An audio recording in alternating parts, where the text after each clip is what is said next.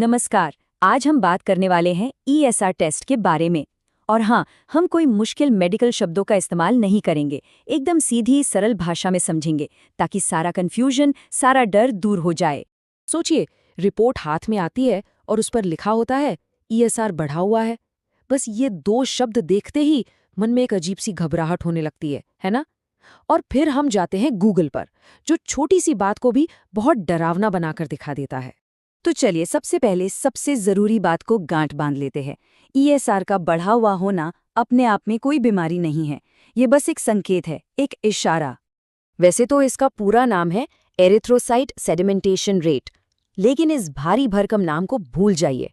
आसान भाषा में इसका मतलब सिर्फ इतना है कि ये एक ऐसा ब्लड टेस्ट है जो ये बताता है कि शायद शरीर के अंदर कहीं कोई सूजन या इन्फेक्शन चल रहा है।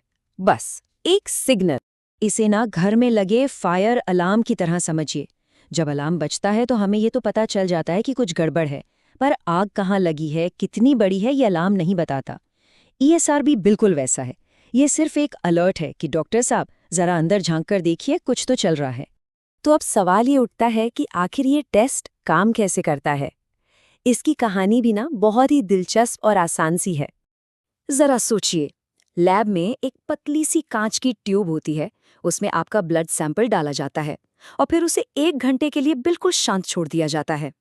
इस 1 घंटे में सिर्फ एक ही चीज देखी जाती है कि खून के लाल कण यानी हमारे रेड ब्लड सेल्स कितनी तेजी से उस ट्यूब में नीचे की तरफ बैठ रहे हैं। बस यही है पूरा टेस्ट। अब इसका लॉजिक बहुत सिंपल है। देखिए, अगर शरीर एकदम स्वस्थ है तो ये लाल कण आराम से धीरे धीरे नीचे बैठते हैं, तो ईएसआर नॉर्मल आता है।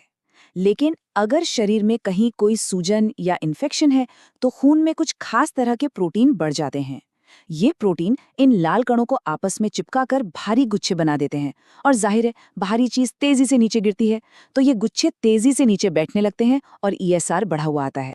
तो अब आते हैं सबसे जरूरी सवाल पर, ये ईएसआर आखिर बढ़ता क्यों है और उस सबसे बड़े डर का सच क्या है जो गूगल हमें दिखाता है। इस बात को एकदम साफ साफ और अच्छी तरह समझना होगा। हाई ईएसआर का मतलब हमेशा कैंसर या कोई बहुत ही गंभीर बीमारी नहीं होता। ये ईएसआर से जुड़ा सबसे बड़ा डर है और सबसे बड़ा झूठ भी। ज्यादातर मामलों में ना ईएसआर बढ़ने की वजह बहुत ही आम होती हैं, जैसे शरीर में कोई छोटा मोटा इन्फेक्शन, जोड़ों में दर्द या सूजन जिसे आर्थराइटिस कहते हैं, या फिर खून की कमी यानी अनीमिया। प्रेगनेंसी के दौरान भी शरीर में होने वाले कुदरती बदलावों से ईएसआर बढ़ जाता है।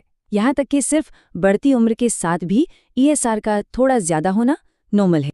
तो एक बार फिर से इस बात को दोहराते हैं, ईएसआर बीमारी का नाम नहीं बताता, वो बस डॉक्टर को एक इशारा देता है कि शरीर में कुछ ठीक नहीं चल रहा और इसकी असली वजह ढूंढने की जरूरत है।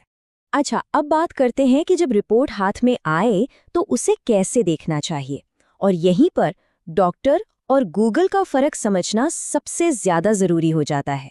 आमतौर पर पुरुषों के लिए नॉर्मल रेंज 0 से 15 और महिलाओं के लिए 0 से 20 मानी जाती है।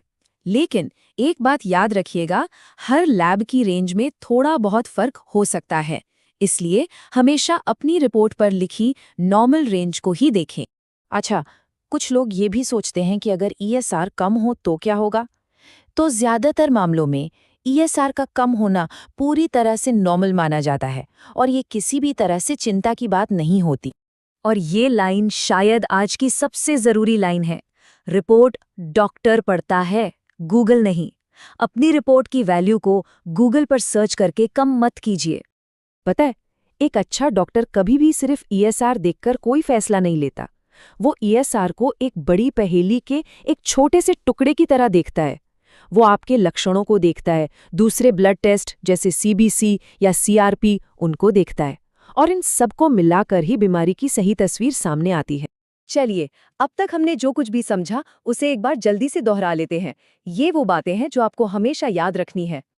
पहली बात, ईएसआर सूजन या इन्फेक्शन का बस एक सिग्नल है। दूसरी बात, हाई ईएसआर का मतलब है शरीर में किसी प्रॉब्लम का इशारा, किसी बीमारी का पक्का नाम नहीं। तीसरी बात, लो ईएसआर आमतौर पर नॉर्मल होता है। और सबसे जरूरी चौथी बात, ईएसआर एक अलार्म बेल है, अपने आप में कोई बीमारी नहीं। और आखिर में एक सीधी सी बात, जिस असली वजह से ईएसआर बढ़ा है, जब डॉक्टर उसका इलाज करेंगे और आपका शरीर ठीक होने लगेगा, तो ईएसआर अपने आप धीरे धीरे नॉर्मल रेंज में आ जाएगा। आपको ईएसआर की चिंता नहीं करनी, आपको शरीर को ठीक करने पर ध्यान देना है। उम्मीद है इस जानकारी से आपको ईएसआर को बेहतर तरीके से समझने में मदद मिली होगी, क्योंकि जब हम चीज़ों को सही से समझते हैं तो उनसे जुड़ा बेवजह का डर अपने आप खत्म हो जाता है। ऐसी ही और जानकारी के लिए साइंस ऑफ सेहत को सब्सक्राइब कर लें।